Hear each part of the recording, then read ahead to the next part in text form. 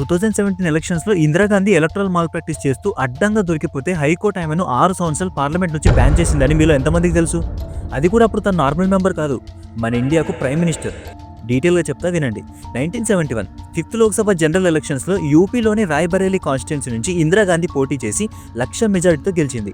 Opposition leader అయిన రాజ్‌నరేంకు తేడా కొట్టి అలహాబాద్ హైకోర్టులో ఎలక్షన్ పిటిషన్ ఫైల్ చేశాడు.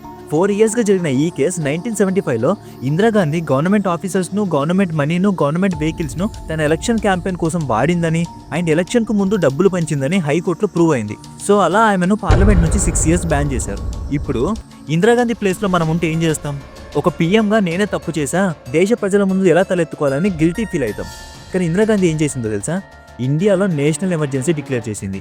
అంటే ఫండమెంటల్ రైట్స్ను సస్పెండ్ చేయడం, గవర్నమెంట్కు అనుకూలంగా మాత్రమే మీడియా వర్క్ చేయాలని రూల్ పెట్టడం, అపోజిషన్ లీడర్స్ను జైల్లో వేయడం, ఇక ప్రజలకు హక్కులంటూ ఏముండవు. ఫుల్ పవర్ గవర్నమెంట్ చేతిలోనే ఉంటుంది. సింపుల్గా చెప్పాలంటే డిక్టేటర్షిప్. అసలు ఈ ఎమర్జెన్సీ యుద్ధాలకు, దేశ బాగోగుల కోసం మాత్రమే యూజ్ చేస్తారు.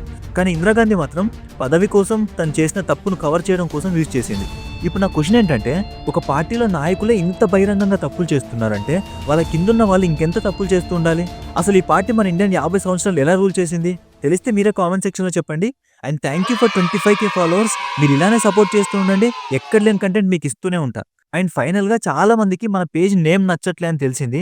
సో ఈ రోజు నుంచి మన పేజ్ నేమ్ వచ్చేసి అర్జున్ అజీజ్, అంటే రా అండ్ అన్ఫిల్టర్డ్ టాక్స్ అని అర్థం. ఇక ఇది కూడా నచ్చలే అని చెప్పకండి. ఆల్రెడీ లోగో, బ్యానర్స్ చేయడం పూర్తయింది.